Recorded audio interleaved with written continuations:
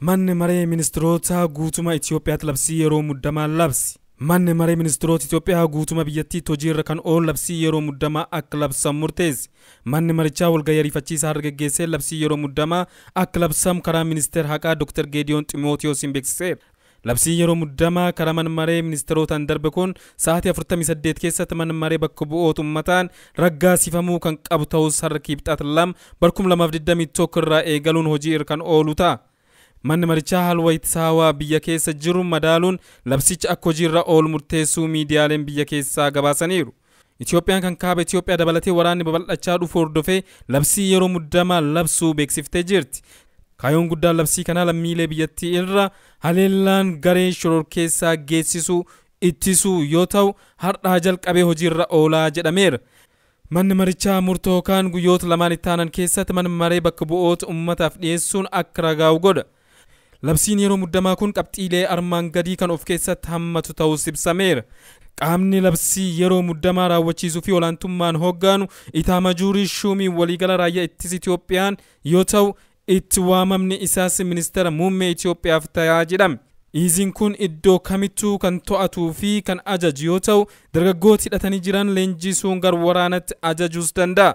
Iziin kun sa'aa daangaa magaalota keessatti murteessuus danda'a. Tajaajila geejjibaa iddoo barbaadamee fi akkaataa yaadeen daangessuus danda'a.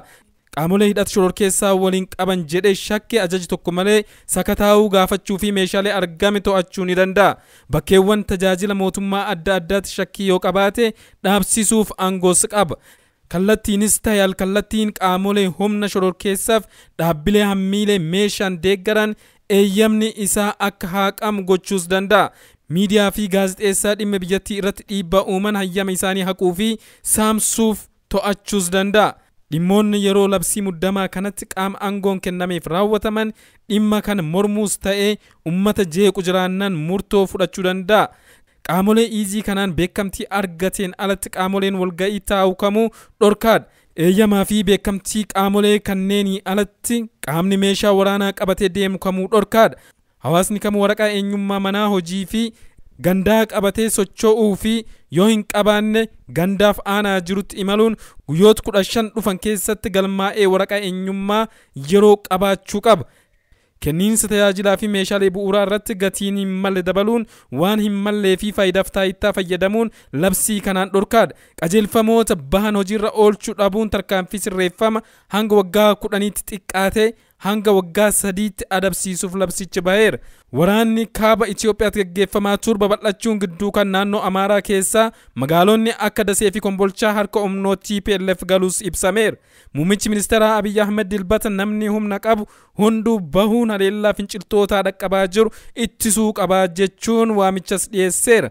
Naannoo Amaaraa fi naannoleen kaanis jiraattonni isaanii duulkan irratti akka hirmaataniif waamicha dhiyeessaniiru. Kan kanaan osoo jiru jiraattota magaalaa Finfinnee guyyoota 2 keessatti buufata poolisii naannoo isaaniitti argamutti dhiyaachuun meeshaa waraanaa qaban akka galmeessanis jedhameera.